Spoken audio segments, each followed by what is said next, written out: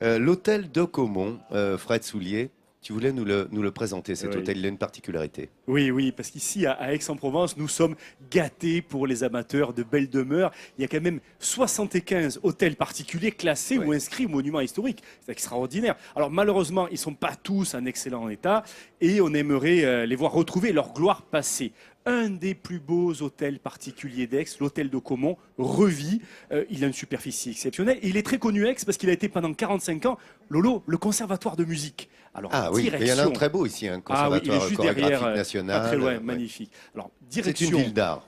Tout à fait. Nous allons remonter le cours Mirabeau, direction le quartier Mazarin.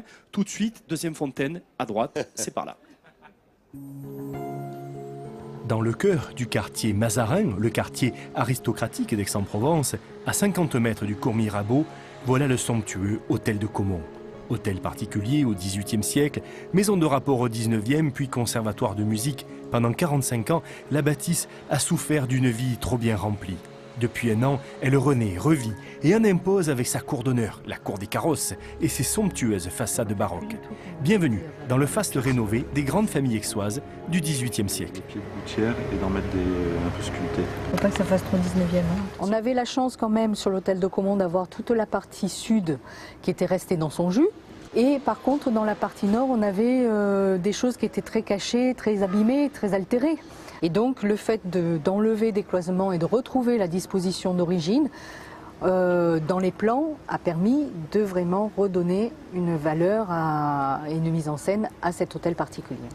Et l'architecture intérieure se distingue par ses salons décorés dans l'esprit du siècle des Lumières, avec un style Régence et Louis XV qui mérite une restauration minutieuse par des artisans spécialisés dans les règles de conservation des monuments historiques.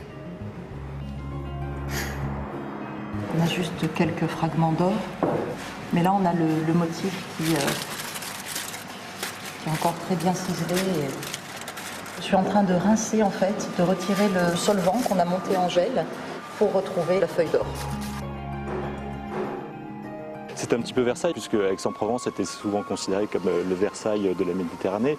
Et c'est ce qui a attiré notre attention, parce qu'on a eu à la fois la chance d'avoir des salons historiques qui étaient relativement bien préservés, malheureusement pas dans leur intégrité, mais qui permettaient effectivement de représenter l'ensemble de l'histoire du lieu à travers ces salons-là.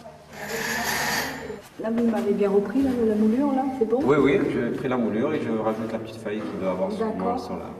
Moi, je considère ça comme de l'art. Et puis, on travaille derrière des gens qui avaient un grand savoir-faire, avec des outils qui datent peut-être de leur époque. On retrace un peu leur aventure, on va dire, entre guillemets. Quand on regarde tous les détails, tous les petits personnages, tous ces petits entrelacs de dentelle, c'est vraiment assez exceptionnel.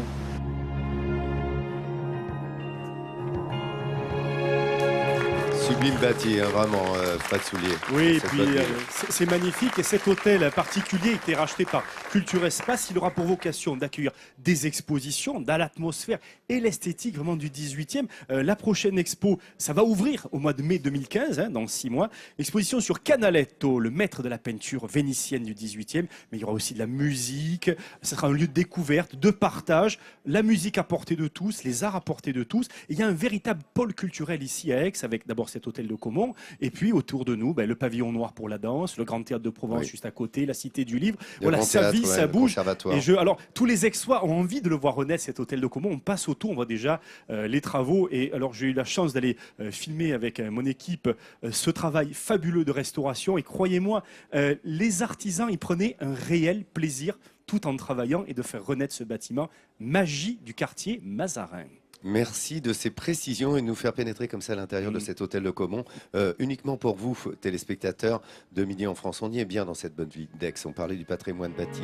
À l'instant, regardez, c'est vraiment intramuros que l'on découvre cette bonne ville. Où que l'on soit, à la découverte d'un quartier, vous serez surpris. Des placettes très animées. On dit que c'est une ville culturelle et c'est vrai. Au-delà des 4 fontaines, évidemment, qu'on prend plaisir à découvrir sur ce cours Mirabeau que l'on vous souhaite remonter, eh bien, vous découvrirez des églises, des chapelles avec des coins de rue. Et puis, vous voyez que les rues sont encore arborées ici. C'est un rayon de soleil que l'on vous offre en cet automne sur France 3 pour Midi en France entre 10h50 et 11h45. Et puis,